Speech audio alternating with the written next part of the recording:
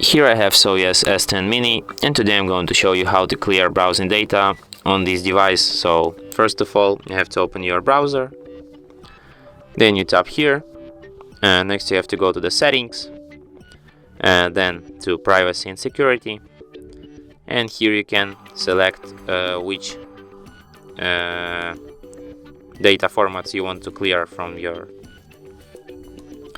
browser. You can clear cache, you can clear history, you can clear all cookies data here, you can clear all saved data, you can clear location access here, and you can also clear passwords. And now history will be cleared. As you can see, you can go to the history, and there's nothing here. And that's it. Thanks for watching. If you find this tutorial useful, don't forget to hit that like button and subscribe to our channel.